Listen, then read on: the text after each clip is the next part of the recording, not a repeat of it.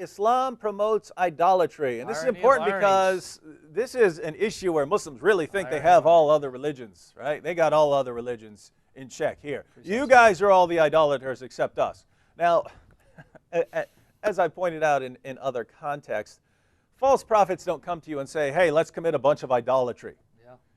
They come to you and say, hey, let's bow down and show special reverence to this thing over here. Yeah. But when we do it, it's not idolatry. Exactly. It's only when other people do this sort of thing that it's idolatry. What sort of things am I referring to here, Sam? Because time is fleeting, we can't go in depth on it. But again, two things. Bowing towards the Kaaba in Mecca and kissing the black stone, which Muhammad made a necessary act of worship when Muslims perform what is known as the greater or lesser Hajj. Greater or lesser pilgrimage, Hajj or Umrah. Let me read the reference because, again, time is fleeting. Sahih Bukhari, Volume 2. Sahih Bukhari, Volume 2, Book 26, number 667. Now, again, this comes from the most authentic collection of narrations attributed to Muhammad. Bukhari, number 667. Narrated Abbas bin Rabi'a. Umar came near the black stone and kissed it. He kissed the black stone and said, no doubt. Now, notice his response. He's talking to an inanimate object. Notice what he says to it. No doubt, I know that you are a stone and can neither benefit anyone nor harm anyone. Had I not seen Allah's apostle kissing you, I would not have kissed you. Do you see the reason why he kissed it?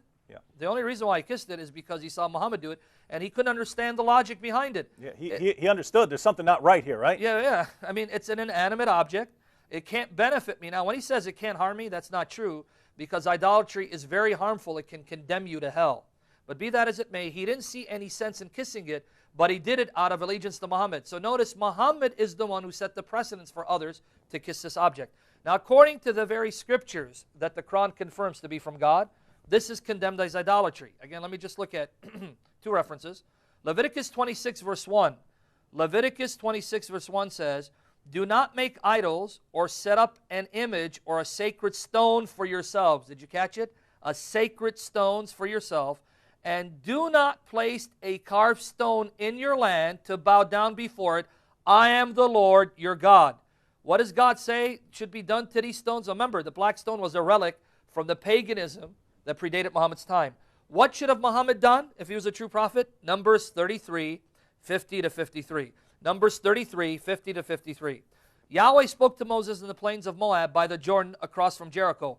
Tell the Israelites, when you cross the Jordan to the land of Canaan, you must drive out all the inhabitants of the land before you, destroy all their sacred stones, and cast images and demolish all their high places. So if Muhammad was a true prophet, David, following the God that inspired Moses, what should he have done to that black stone? Smashed it. He did. Smashed it He to bits. venerated it. So there you And go. so, and this is especially important because Muhammad, again, is in line, claims to be in line with the Jewish and Christian scriptures. Exactly. And he's supposedly the prophet like Moses, right? Mm-hmm. So. And for someone who claims to be doing away with idolatry, he embraced quite a bit of it. And now his followers who go from all over the world come to kiss the black stone. Face the Kaaba, in which no Muslim will say that Allah's presence fills it in a unique way like the temple in Jerusalem. So they're bowing down to a empty, let's face it, Exactly. pagan temple. There's no record anywhere of this ever prior to the time of Muhammad being anything but a pagan temple. Exactly. That's it. There's no denying that. But notice what we said. False prophets don't come to you saying, hey, let's go commit a bunch of idolatry.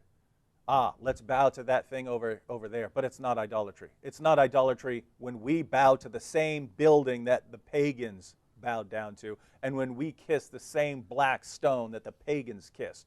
But it's different from us because what? Right. Because what?